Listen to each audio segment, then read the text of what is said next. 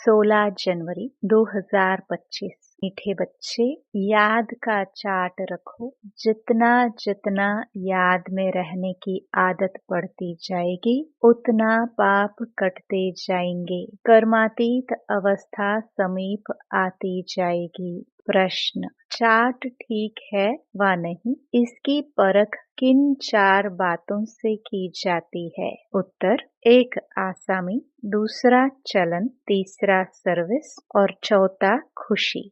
बाप दादा इन 4 बातों को देखकर बताते हैं कि इनका चार्ट ठीक है या नहीं। जो बच्चे म्यूजियम या प्रदर्शनी की सर्विस पर रहते, जिनकी चलन रॉयल है, अपार खुशी में रहते हैं, तो जरूर उनका चार्ट ठीक होगा। गीत: मुखड़ा देख ले प्राणी, ओम शांति। बच्चों ने गीत सुना, इसका अर्थ भी अंदर जानना चाहिए कि कितने पाप बचे हुए हैं, कितने पुण्य जमा है, अर्थात आत्मा को सतो प्रधान बनने में कितना समय है, अभी कितने तक पावन बने हैं, यह समझ तो सकते हैं ना। चार्ट में कोई लिखते हैं हम 2-3 घंटा याद में रहे, कोई लिखते हैं 1 घंटा। यह तो बहुत कम हुआ। कम याद करेंगे तो कम पाप कटेंगे। अभी तो पाप बहुत है ना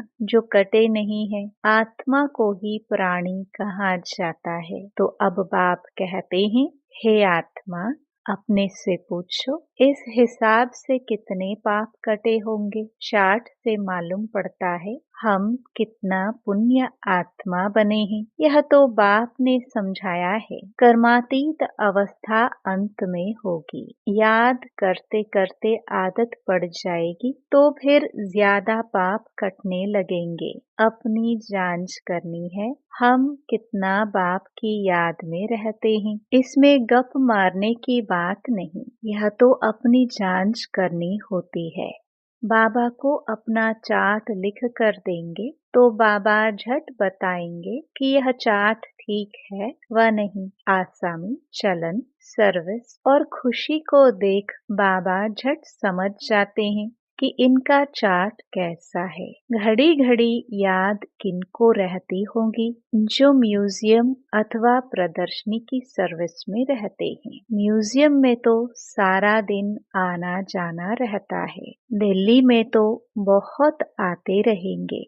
घड़ी घड़ी बाप का परिचय देना पड़ता है। समझो किसको तुम कहते हो? विनाश में बाकी थोड़े वर्ष हैं। कहते हैं यह कैसे हो सकता है? फट से कहना चाहिए, यह कोई हम थोड़े बताते हैं। भगवानुवाच है ना। भगवानुवाच तो जरूर सत्य ही होगा ना। इसलिए बाप समझाते हैं, घड़ी घड़ी बोलो, यह शिव बाबा की श्रीमत है। हम नहीं कहते, श्रीमत उनकी है, वह है ही ट्रुथ। पहले पहले तो बाप का परिचय जरूर देना पड़ता है। इसलिए बाबा ने कहा है, हर एक चित्र में लिख दो शिव भगवानुवाच। वह तो एक्यूरेट ही बताएंगे। हम थोड़े ही जानते थे, बाबा ने बताया है तब हम कहते हैं। कभी कभी अखबार में भी डालते हैं, फलाने ने भविष्यवाणी की है कि विनाश जल्दी होगा। अब तुम तो हो बेहद बाप के बच्चे। प्रजापिता ब्रह्मा कुमार कुमारियां तो बेहद के हैं ना। तुम बताएंगे हम बेहद बाप के बच्चे हैं। वही पतित पावन ज्ञान का सागर है। पहले यह बात समझाकर पक्का कर फिर आगे बढ़ना चाहिए। शिव बाबा ने यह कहा है, यादव कौरव आदि विनाश काले विपरीत बुद्धि। शिव बाबा का नाम लेते रहेंगे तो इसमें बच्चों का भी कल्याण है। शिव बाबा को ही याद करते रहेंगे।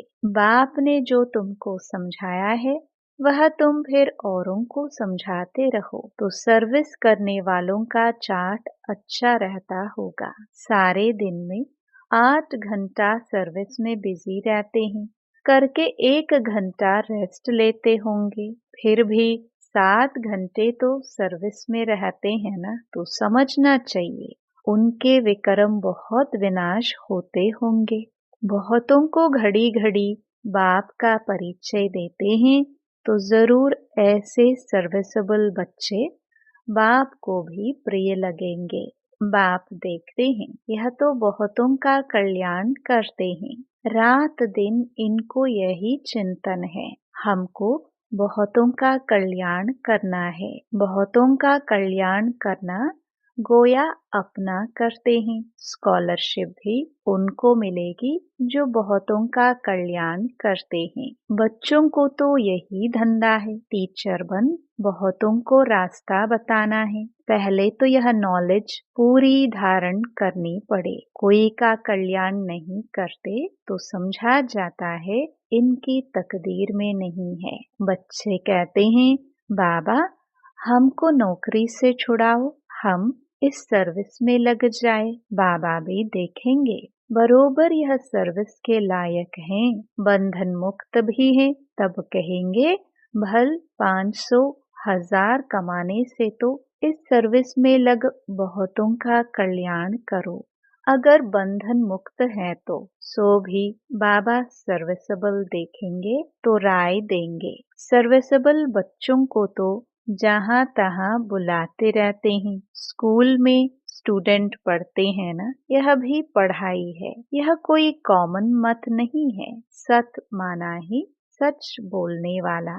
हम श्रीमत पर आपको यह समझाते हैं, ईश्वर की मत अभी ही तुमको मिलती है। बाप कहते हैं तुमको वापस जाना है, अब बेहद सुख का वर्षा लो। कल्प कल्प तुमको वर्षा मिलता आया है, क्योंकि स्वर्ग की स्थापना तो कल्प कल्प होती है ना। यह किसको पता नहीं है कि 5000 वर्ष का यह सृष्टि चक्र है।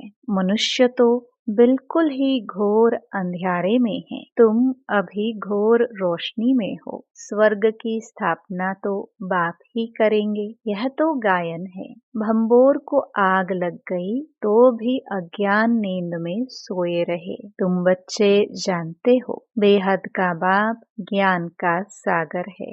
ऊंच ते ऊंच बाप का कर्तव्य भी ऊंच है। ऐसे नहीं ईश्वर तो समर्थ है, जो चाहे सो करे। नहीं, यह भी ड्रामा अनादि बना हुआ है। सब कुछ ड्रामानुसार ही चलता है। लड़ाई आदि में कितने मरते हैं, यह भी ड्रामा में नोंद है।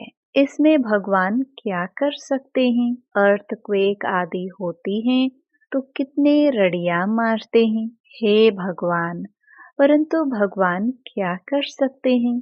भगवान को तो तुमने बुलाया है, आकर विनाश करो। पतित दुनिया में बुलाया है, स्थापना करके सबका विनाश करो। मैं करता नहीं हूँ, यह तो ड्रामा में नोंद है। खूने नाहे खेल हो जाता है, इसमें बचाने आदि की तो बात ही नहीं। तुमने कहा है पावन दुनिया बनाओ, तो जरूर पतित आत्माएं जाएंगी ना।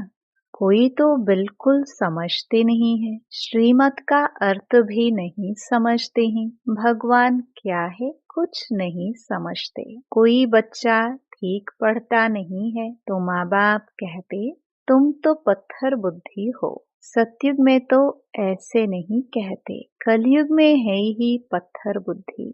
पारस बुद्धि यहाँ कोई हो ना सके।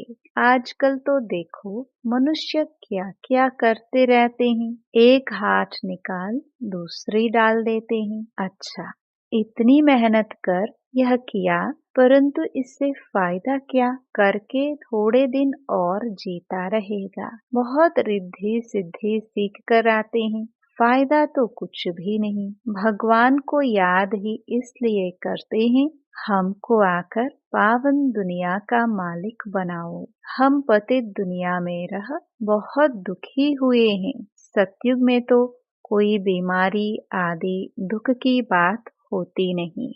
अभी बाप द्वारा तुम कितना ऊंच पद पाते हो। यहाँ तो मनुष्य पढ़ाई से ही ऊंच डिग्री पाते हैं, बड़े खुश रहते हैं। तुम बच्चे समझते हो यह तो बाकी थोड़े रोज जिएंगे। पापों का बोझा तो सिर पर बहुत है, बहुत सजाए खाएंगे। अपने को पतित तो कहते हैं ना, विकार में जाना पाप नहीं समझते। पाप आत्मा तो बनते हैं ना, कहते हैं गृहस्थ आश्रम तो अनादि चला आता है। समझाया जाता है सत्युग त्रेता में पवित्र गृहस्थ आश्रम था, पाप आत्माएं नहीं थे। यहाँ पाप आत्माएं हैं, इसलिए दुखी हैं। यहाँ तो अल्पकाल का सुख है। बीमार हुआ यह मरा, मौत तो मुख खोल कर खड़ा है। अचानक हार्ट फेल हो जाते हैं। यहाँ है ही काग विष्टा समान सुख। वहाँ तो तुमको अथाह सुख है। तुम सारे विश्व के मालिक बनते हो। किसी भी प्रकार का दुख नहीं होगा, न गर्मी न ठंडी होगी, सदैव बाहरी मौसम होगा। तत्व भी ऑर्डर में रहते हैं। स्वर्ग तो स्वर्ग ही है, रात दिन का फर्क है। तुम स्वर्ग की स्थापना करने के लिए ही बाप को बुलाते हो, आकर पावन दुनिया स्थापन करो, हमको पावन बनाओ। तो हर एक चित्र पर शिव भगवानुवाच लिखा हुआ हो, इससे घड़ी घड़ी शिव बाबा याद आएगा। ज्ञान भी देते रहेंगे। म्यूजियम अथवा प्रदर्शनी की सर्विस में ज्ञान और योग दोनों इकट्ठे चलते हैं। याद में रहने से नशा छड़ेगा। तुम पावन बन सारे विश्व को पावन बनाते हो। जब तुम पावन बनते हो तो जरूर सृष्टि भी पावन चाहिए। पिछाड़ी में कयामत का समय होने के कारण सबका हिसाब किताब चुकता हो जाता है। तुम्हारे लिए हमको नई सृष्टि का उद्घाटन करना पड़ता है। फिर ब्रांचेस खोलते रहते हैं। पवित्र बनाने के लिए नई दुनिया सत्युग का फाउंडेशन तो बाप बिगर कोई डाल ना सके, तो ऐसे बाप को याद भी करना चाहिए। तुम म्यूजियम आदि का उद्घाटन बड़े आदमियों से कराते हो तो आवाज होगा, मनुष्य समझेंगे यहाँ यह भी आते हैं। कोई कहते हैं तुम लिख कर दो, हम बोलेंगे, वह भी रॉन्ग हो गया। अच्छी रीति समझ कर बोले ओरली तो बहुत अच्छा है। कोई तो लिखत पढ़कर सुनाते हैं जिससे एक्यूरेट हो। तुम बच्चों को तो ओरली समझाना है। तुम्हारी आत्मा में सारी नॉलेज है ना, फिर तुम औरों को देते हो। प्रजा वृद्धि को पाती रहती है, आदमशुमारी भी बढ़ती जाती है ना, सब चीज बढ़ती रहती है। झाड़ सारा झड़झड़ीभूत हो गया है। जो अपने धर्म वाले होंगे वह निकल आएंगे। नंबरवार तो है ना, सब एक रस नहीं पढ़ सकते हैं। कोई 100 से 1 मार्क भी उठाने वाले हैं। थोड़ा भी सुन लिया, 1 मार्क मिली तो स्वर्ग में आ जाएंगे। यह है बेहद की पढ़ाई, जो बेहद का बाप ही पढ़ाते हैं। जो इस धर्म के होंगे वह निकल आएंगे। पहले तो सबको मुक्ति धाम अपने घर जाना है, फिर नंबरवार आते रहेंगे। कोई तो त्रेता के अंत तक भी आएंगे। भल ब्राह्मण बनते हैं, लेकिन सभी ब्राह्मण कोई सतयुग में नहीं आते, त्रेता अंत तक आएंगे। यह समझने की बातें हैं। बाबा जानते हैं राजधानी स्थापन हो रही है, सब एक रस हो नहीं सकते। राजाई में तो सब वैरायटी चाहिए। प्रजा को बाहर वाला कहा जाता है। बाबा ने समझाया था वहाँ वजीर आदि की दरकार नहीं रहती। उन्हों को श्रीमत मिली जिससे यह बने, फिर यह थोड़े ही कोई से राय लेंगे। वजीर आदि कुछ नहीं होते। फिर जब पतित होते हैं तो एक वजीर एक राजा रानी होते हैं। अभी तो कितने वजीर हैं। यहाँ तो पंचायती राज्य है ना। एक की मत न मिले दूसरे से, एक से दोस्ती रखो, समझाओ, काम कर देंगे। दूसरा फिर आया, उनको ख्याल में न आया तो और ही काम को बिगाड़ देंगे। एक की बुद्धि न मिले दूसरे से, वहाँ तो तुम्हारी सब कामनाएं पूरी हो जाती हैं। तुमने कितना दुख उठाया है, इसका नाम ही है दुख धाम। भक्ति मार्ग में कितने धक्के खाए हैं, यह भी ड्रामा। जब दुखी हो जाते हैं तब बाप आकर सुख का वर्षा देते हैं। बाप ने तुम्हारी बुद्धि कितनी खोल दी है। मनुष्य तो कह देते साहूकारों के लिए स्वर्ग है, गरीब नरक में है। तुम यथार्थ रीति जानते हो स्वर्ग किसको कहा जाता है। सत्युग में थोड़े ही कोई रहम दिल कह बुलाएंगे, यहाँ बुलाते हैं रहम करो, लिबरेट करो। बाप ही सबको शांति धाम सुख धाम ले जाते हैं। अज्ञान काल में तुम भी कुछ नहीं जानते थे। जो नंबर 1 तमो प्रधान, वही फिर नंबर 1 सतो प्रधान बनते हैं। यह अपनी बड़ाई नहीं करते हैं, बड़ाई तो एक की ही है। लक्ष्मी नारायण को भी ऐसा बनाने वाला तो वह है ना। ऊंचते ऊंच भगवान, वह बनाते भी ऊंच हैं। बाबा जानते हैं सब तो ऊंच नहीं बनेंगे, फिर भी पुरुषार्थ करना पड़े। यहाँ तुम आते ही हो नर से नारायण बनने। कहते हैं बाबा हम तो स्वर्ग की बादशाही लेंगे, हम सत्य नारायण की सच्ची कथा सुनने आए हैं। बाबा कहते हैं अच्छा, तेरे मुख में गुलाब, मेहनत करो। सब तो लक्ष्मी नारायण नहीं बनेंगे। यह राजधानी स्थापन हो रही है। राजाई घराने में, प्रजा घराने में चाहिए तो बहुत न। आश्चर्यवत सुनंती कथंती फारकती देवंती, फिर वापस भी आ जाते हैं। जो बच्चे अपनी कुछ न कुछ उन्नति करते हैं तो छड़ पड़ते हैं, सरेंडर होते ही हैं। गरीब देह सहित और कोई भी याद ना रहे, बड़ी मंजिल है। अगर संबंध जुटा हुआ होगा तो वह याद जरूर पड़ेंगे। बाप को क्या याद पड़ेगा, सारा दिन बेहद में ही बुद्धि रहती है, कितनी मेहनत करनी पड़ती है। बाप कहते हैं मेरे बच्चों में भी उत्तम मध्यम कनिष्ठ हैं। दूसरे कोई आते हैं तो भी समझते हैं यह पतित दुनिया के हैं, फिर भी यज्ञ की सर्विस करते हैं तो रिगार्ड देना पड़ता है। बाप युक्तिबाज तो है ना, नहीं तो यह tower of silence holiest of Holi tower है, जहाँ होलीएस्ट ऑफ होली बाप सारे विश्व को बैठ होली बनाते हैं। यहाँ कोई पतित आ ना सके, परंतु बाप कहते हैं मैं आया ही हूँ सभी पतितों को पावन बनाने। इस खेल में मेरा भी पार्ट है। अच्छा, मीठे मीठे सिखिलदे बच्चों प्रति मात पिता बाप दादा का याद प्यार और गुड मॉर्निंग। रूहानी बाप की रूहानी बच्चों को नमस्ते। धारणा के लिए मुख्य सार। पहला, अपने चार्ट को देखते जांच करनी है कि कितने पुण्य जमा है, आत्मा सतो प्रधान कितनी बनी है। याद में रहकर सब हिसाब किताब चुकतो करने हैं। दूसरा, स्कॉलरशिप लेने के लिए सर्विसेबल बन बहुतों का कल्याण करना है, बाप का प्रिय बनना है। टीचर बन बहुतों को रास्ता बताना है। वरदान, अपने फरिश्ते स्वरूप द्वारा सर्व को वर्षे का अधिकार दिलाने वाले आकर्षण मूर्त भव।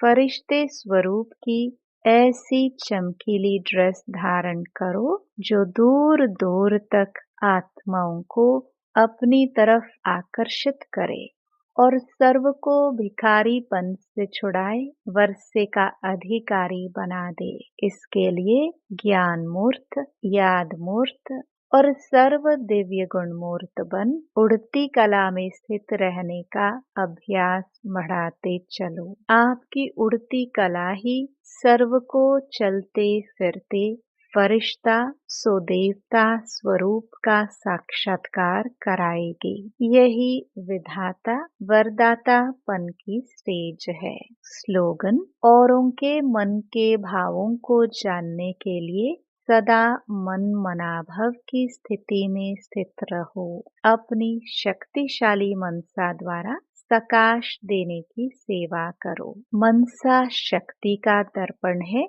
बोल और कर्म। चाहे अज्ञानी आत्माएं चाहे ज्ञानी आत्माएं, दोनों के संबंध संपर्क में बोल और कर्म शुभ भावना शुभ कामना वाले हो। जिसकी मनसा शक्तिशाली व शुभ होगी, उसकी वाचा और कर्मणा स्वतः ही शक्तिशाली शुद्ध होगी, शुभ भावना वाली होगी। मनसा शक्तिशाली अर्थात याद की शक्ति श्रेष्ठ होगी, शक्तिशाली होगी, सहज योगी होंगे। ओम शांति।